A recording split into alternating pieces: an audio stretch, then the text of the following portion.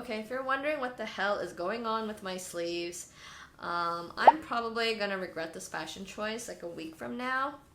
Okay, an hour from now. But, it's summer. I thought it was cute. So I'm like, whatever, all good. Anyways, what's good, guys? It's been a hot minute. This is a continuation from the first part of my sun care series. I call it a series because I feel like I've been making these bloody long segments like a documentary when it's not. Oh my god. But, there's just so much good information that I need to share with you. So please bear with me. And if you have already watched it, thank you so much for watching. If you haven't, I do recommend giving it a go. That way it gives you a good foundation to understanding the importance of wearing sunscreens. Now let's get into this one. So when you're out and about shopping for sunscreens, and other than, the most obvious being you want, protection from the sun, some of the other factors that you might want to consider are, do you want to wear it on its own? Do you want something that plays well with makeup? Are you active, or do you have a job that requires you to be outside all day? Or is it in the active ingredients itself? Yeah. Things like that, okay? Because there are three main concerns when it comes to, from being under the sun. And I call it the ABCs of skin. Skin aging, skin burning, and skin cancer. And these are all very real. And if you remember my UVA, A for aging, UVB, B for burning, some of you asked me, what does that mean exactly? So UVB rays is what causes our skin to burn, the freckles, hyperpigmentation, and UVA rays are what penetrates deeper into the skin because of its longer wavelengths, so it actually hits the nucleus to our skin cells that damages the DNA, which in result causes the premature and photoaging and pigmentation. You still with me? Understanding what is indicated on the labels is really important. That way you know what you're being protected from.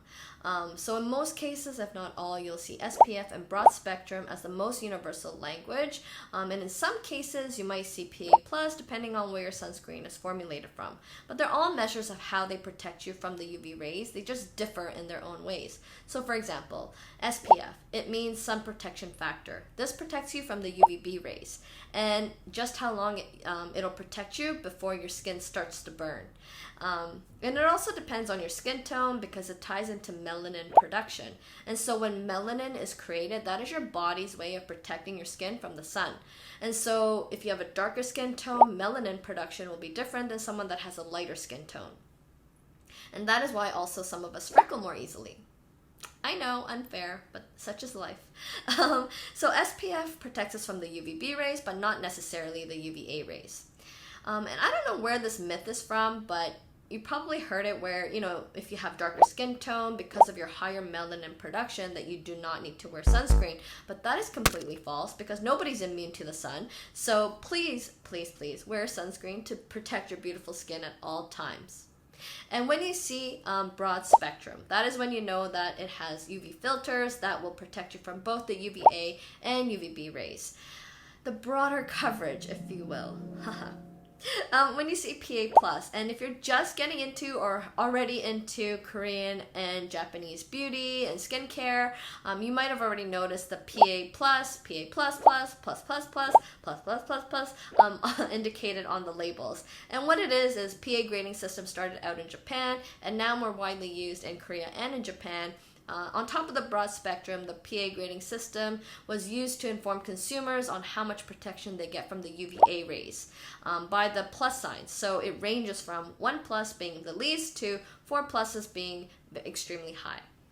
It's not to say that the single plus is bad, because if you know that you're going to be indoors or away from the windows all day, at least you know you're getting some coverage. Better than not.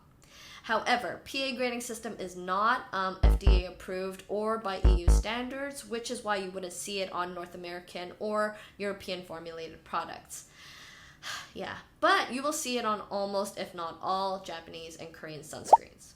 And I don't want to sound biased because I'm Korean, but I personally love Korean sunscreens. And the reason being is I feel like they're really changing the game when it comes to sun care, and not just, because they're using the new proven UVA filters, but they really add, beneficial moisturizing skincare ingredient and not as an afterthought. So you'll see ingredients like glycerin, hyaluronic acid, niacinamide, that really leaves the skin feeling, glowy and dewy and not with like that oily residue. So one thing that really got me triggered trigger when I first started this whole, refresh to my skincare journey was that my dermatologist explained to me that the majority of sun damage happens in the first 20 years of your life. So the age spots, the sunspots, the pigmentation that appear when you're older are the fault of those from your earlier years, which to me makes a lot of sense. And I don't know if you've watched my skincare journey video, but I had really severe acne as a teen, so I tried to keep this area as dry as possible. And at the time, I really had no way of differentiating hydration and oiliness because of my acne.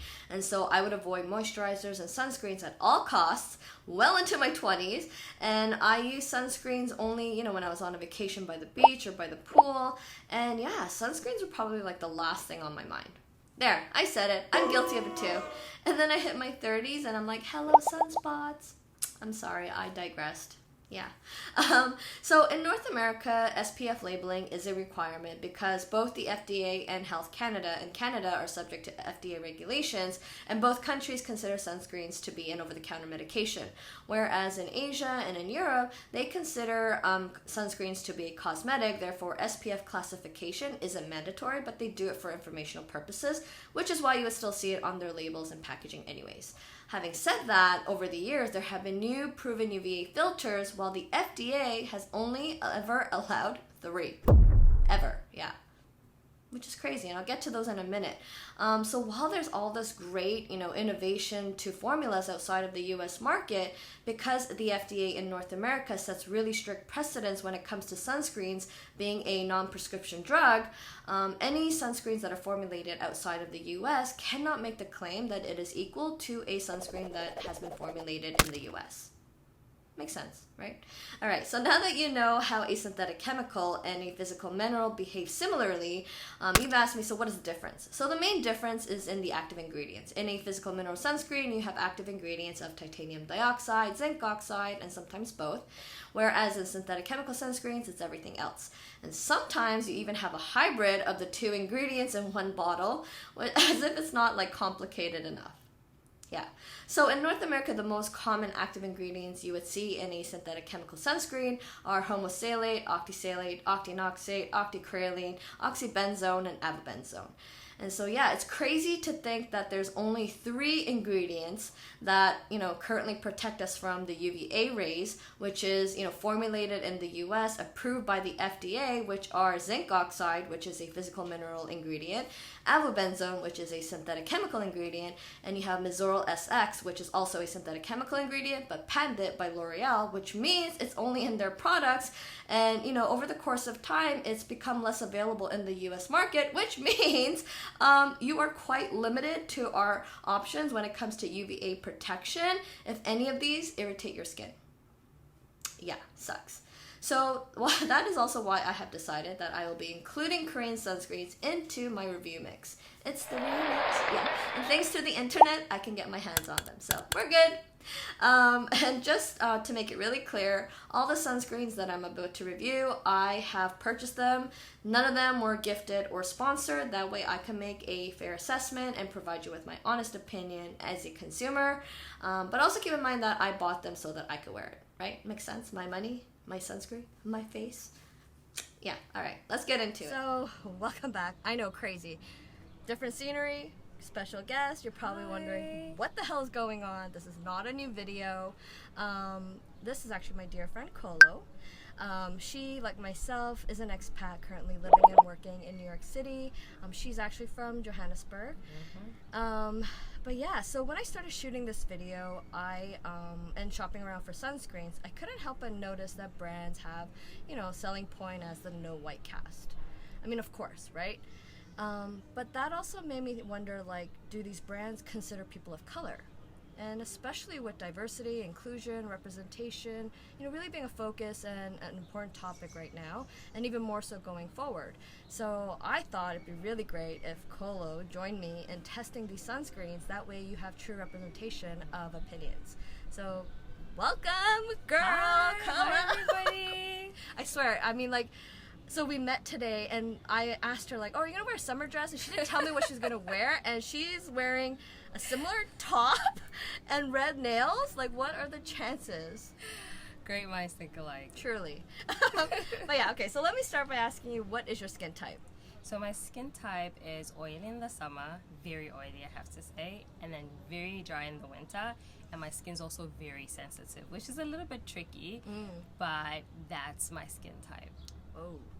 Okay, so you know my leading question is Yes. do you wear sunscreen every day as part of your skincare routine? No, I don't. So I only wear sunscreen in the summer. Yeah. And like I told you earlier, it's only because when I was growing up, we didn't wear sunscreen because it was a myth that because you're a person of color, you don't have to wear sunscreen because Right. you'll be okay. Yeah, protected because from the sun. of your melanin production too. There you right? go. Oh my Yeah. god. Okay, so hopefully by the end of this, Yes. I will convince you to start wearing sunscreen, as part of your everyday routine. I hope so. All right, let's get into it. Yes. This is Elta MD. This is actually what I was first introduced to by my dermatologist and quickly learned that it's a derm's favorite brand and their sunscreens are a hero product of their gentle skincare line. It has both synthetic and physical active ingredients, 9% zinc oxide, 7.5% octinoxate, 5% octisalate, and has SPF of 50. It worked fine, but I found it to leave a slight white cast, which I was fine with at the time because of my plasma treatment, so the white cast made me feel like it was doing something to protect my raw layer of skin.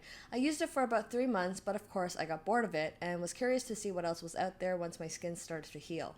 So this is MD Solar Science. It has an SPF of 50, broad spectrum. It is a physical mineral sunscreen with active ingredients of 17% zinc oxide and 2% titanium dioxide.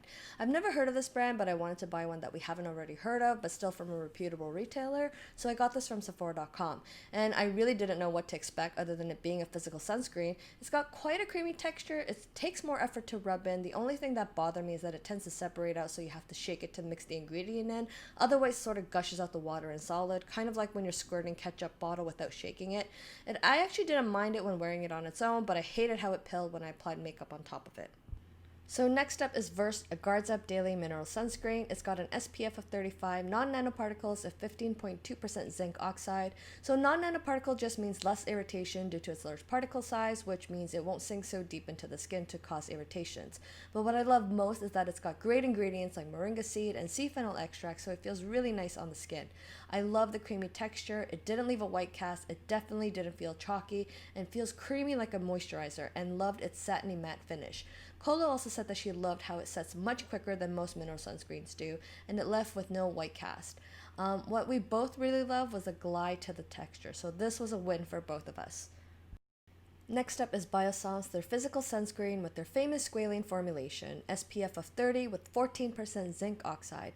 The texture is beautiful, but it does take a little effort to set in. The squalene is definitely what makes it hydrating. However, it leaves a slight white cast until it sets in. I really wanted to like this one, especially from all the rave reviews, but unfortunately, I felt that it didn't really protect my skin. I wore it outside for a couple of hours and came home with a slight burn feeling to my face, and I only applied this as my last layer of product. Even Kola said while she loved the silky texture, when she started to rub it in, it took a while to set in. This is Purito. It's a Korean skincare brand. This is their physical mineral sunscreen, comfy water sunblock. It has an SPF of 50 with broad spectrum and a PA of 4+. It's 70% water-based formula. It's got the non-nanoparticles of mineral ingredients, and it really does feel lightweight if I were to compare it to some of the other physical sunscreens. It is fragrance-free, no essential oils, doesn't leave a white cast, not as drying. This was my go-to when I felt like my skin was irritated, and you know those days when your skin's just like, you're doing too much, bitch. And yeah, I want to basically go colorless and makeup free. I just slap this on my face and go. This is Purito Synthetic Chemical Sunscreen Centella Green Level. It has an SPF of 50, broad spectrum, and PA of 4+. It's got a fluid moisturizer texture with great ingredients like cica, Centella asiatica, and niacinamide. A great entry level if you're seriously considering to incorporate sunscreens into your skincare routine. It almost feels like a second moisturizer. It says it has no essential oils. It's fragrance free if those things bother you. It also uses one of the new proven UVA filters, Uvinyl A+. This one is a winner for all of us, including my hubby and Kolo. In their words, feels hydrating, great lightweight texture, and the best part, no white cast for all.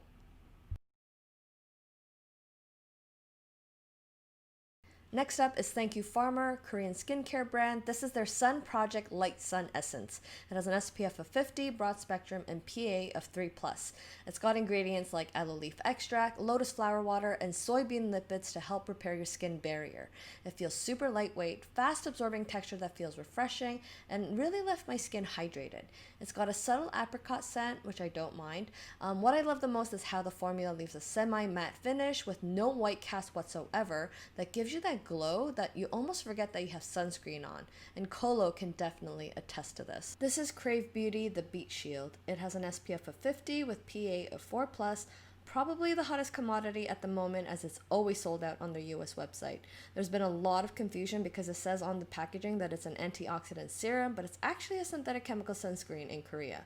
I know it looks like condensed milk, but trust me, there's no sticky consistency whatsoever.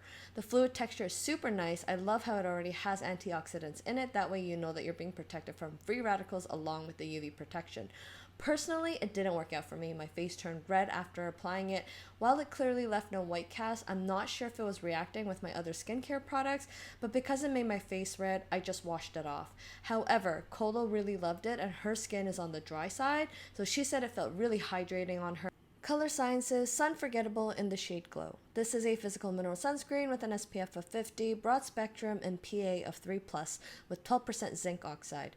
What I love is the liquid formula that's also rich in antioxidant minerals. I discovered this brand about a year ago and learned that they focus on makeup with sun protecting properties.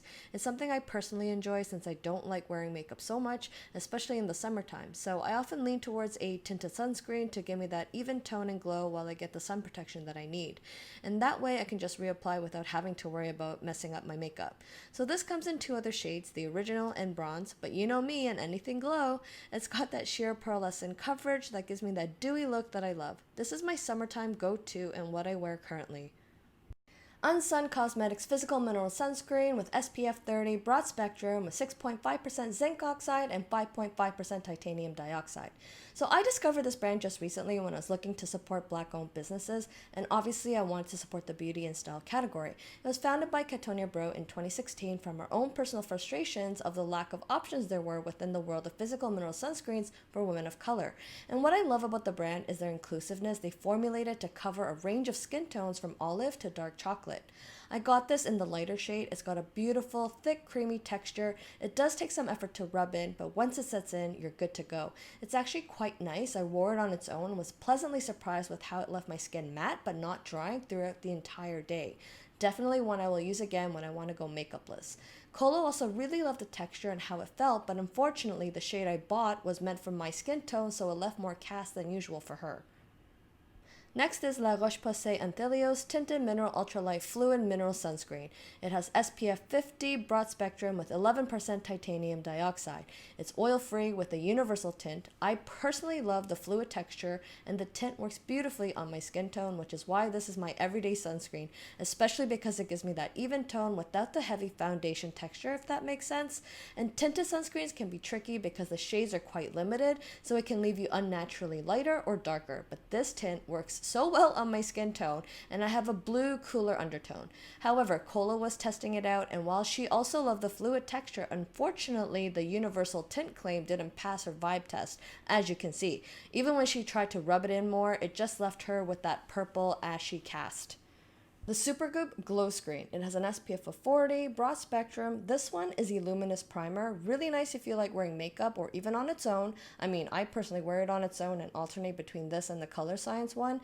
It's got hydrating formulas with that blur effect and reflects that glow really beautifully. And even when you wear your makeup on top, you will definitely see the luminosity shine through with that dewy texture. This was also a favorite of Colo's in terms of any sunscreen that had tint to it. She also loved the glow and how it set on her skin. There's an untinted version of this in oil-free with a gel-like consistency that is also used as a weightless, colorless primer called the Unseen Sunscreen. However, Colo did mention that she liked the glow reflecting better on me than it did on her. We're back! Alright, so you know what I'm gonna ask, right? Which is your top 3 out of the ones that we've tried today? This has got to be the first one. Yep. Really loved it. Crave. Loved the texture. Yep. Very soft. Gets absorbed very easily into the skin. Second one has to be this one, and it's also for the same reasons. The Purito? Yes, it's also for the same reasons. Mm-hmm. And the last one has to be this one. Thank you, Farmer. Yes. So these are my top 3. Absolutely love them. Nice. All right, well, I hope that, well, first is I can't thank you enough for joining me today. And I hope that, you know, now that we've gone through some of these sunscreens that, you know, you're a little more encouraged to incorporate it every day as part of your skincare routine. I think so too, and I love them. Thank you for having me. Thank you. All right, reporting from Central Park, now back to you in the studio. So the only downside to the physical mineral sunscreen is that it feels heavier in texture and that it leaves that white cast. But if I were to give you another perspective, the active ingredients in a physical mineral sunscreen, the titanium dioxide and zinc oxide, they're actually used to make white paint. Just to give you some perspective, all right? So in theory, you know, people that use physical mineral sunscreens tend to apply less so that it leaves less white cast, which means that, you know, you're probably not wearing enough to protect you from the UV rays. So another frequent question that comes up is the order of where your sunscreen belongs in your skincare routine. And I don't know if you've ever heard or have ever been told any of these myths, but chemical sunscreens go on first, physical go on last, or that you need to wait 20 minutes for chemical sunscreens to activate, whereas physical sunscreens work immediately. These were all notions based on chemical sunscreens that need to be absorbed for it to bind to start working. They're all myths. They're all false, okay? All sunscreens work immediately straight out of the bottle, period, okay? However, it is a good idea to wear sunscreen a few minutes before you go outside. That way you give it enough time for it to form an even layer of film all over your skin and that it dries down so that it doesn't move around as much. And if you're going to be layering, it's a good idea to wear products that have similar ingredients. And also know that SPF does not accumulate, okay? So if you're wearing a moisturizer with an SPF 20 and then you put on a sunscreen that has an SPF of 50 and then a foundation that has an SPF of 15, this does not equal SPF 85, all right? You will only get the highest SPF protection of what you're using. So in this case, it would be your sunscreen that had the SPF of 50, all right? Sadly, they do not add up. I'm sorry. Okay, another thing that really bothers me, and I don't know if you've ever come across these videos of beauty influencers or, you know, those do-it-yourself or hack videos that mix their sunscreens and their foundations. I'm sorry, like, I strongly advise against it.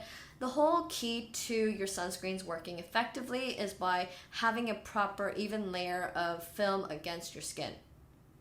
Okay, so by blending two products, I highly doubt that, you know, for one, that you're even mixing it properly or even thoroughly, and that you would be even getting the proper amount of coverage and protection. And what's really interesting is that sunscreens are known to have the best research of its kind, but there's little to no information on how they react to your skincare products. But now that you know how sunscreens are supposed to work, here's how we can get the most protection from our sunscreens. So sunscreens are meant to be applied all over so that it forms that even film over your skin to have proper effectiveness. With that in mind, we should avoid wearing sunscreens on top of any products that are designed to sit on the surface of the skin, like a primer, foundation, a powder, because it could actually interfere with how the sunscreen's film form and how long it lasts. And applying any moisturizer on top of the sunscreen actually decreases the effectiveness to the sunscreen. And any sunscreen that have claims like water resistant create occlusive films to block out any water. So any moisturizer that you put on top, you wouldn't actually get any hydration to your skin whatsoever. And most sunscreens have silicone, dimethicone, or some other fancy name of its kind, and they actually help smooth out the skin surface, much like a primer, so it would actually work well under makeup. So the most logical and practical order of layering would be your skincare, your sunscreen, and then your makeup. That way your skincare can do its magic, your sunscreen is protecting you from the sun, and then your makeup is on point. The only tricky part to this is when you put anything oily on top of your sunscreen, because that makes it move around and oil breaks down anything, and most foundations have oil in it. So if you're going to be wearing a foundation, the most practical layering would be your skincare, your sunscreen, wait about 8 to 10 minutes and let your sunscreen set, and then pat on your foundation instead of rubbing it in. I know, sunscreen textures can be so unpleasant, and probably why we don't enjoy wearing it, but it's created with that oily, thick texture to ensure that we are spreading it around evenly across our face. So how do we get it to be less oily? I recommend a translucent powder, or maybe even blotting papers, or even switching out your current one to see, if there's another sunscreen that might work out better for you. Because, all these skincare lines coming out with their own versions, the technology to sunscreens is constantly evolving. And so all these brands are really trying to make it more cosmetically pleasing for their consumers. And the reapplying every 2-hour rule. Look, sunscreens become less effective as time goes on, which is why you see on bottles to reapply every 2 hours, especially if you know that you're going to be outdoors all day. It can come off, the film thins out, it evaporates over time, it interacts with the oil and water your skin produces throughout the day, especially if you sweat or it clumps up. And if you wear makeup, I do recommend either a spray or a powder SPF for reapplication. Whatever you do, it's important to treat your sunscreen as a standalone product, okay? Don't try to take a shortcut by getting one that has an insect repellent combination, which, by the way, was deemed unsafe and ineffective by the FDA as of 2019. Or try to, kill two birds with one stone by mixing it with your makeup or your foundation that has SPF in it. Or even, getting a luxurious anti-aging cream that has SPF. It's sunscreen. It's an all-encompassing product that will overtake any expensive active ingredients, okay? I cannot justify and splurging on an over-the-counter medication. That's why I keep my sunscreen separate from my expensive moisturizer and serum investments. Whichever sunscreen you choose, make sure that you're wearing it all year round. Even if you think that you're not at risk of a burn or aging, and you might not even feel or see the damage right away, it's happening nonetheless. And the sun damage that we sustain in our youth is what sets us up for down the road. So just a quick mention to my mama audience, please make sure that you are protecting your children's skin too. And while the ones that I've reviewed today may not be suitable for kids, there are so many great ones on the market, and I have listed 5 in terms of great ingredients on my blog, so be sure to check that out. And just a quick shout out again to my girlfriend Colo. Thank you again so much for your time and for sharing your experience on this very topic. And I know I didn't go into great detail, so whenever you're in doubt, make sure that you're checking out my blog, ownyourglow.com, and you will find my videos, and sometimes I go into great lengths on certain topics. And yeah, so make sure you're subscribed, that way you are in the glow of all the new updates. Thanks so much for watching, guys. Peace out.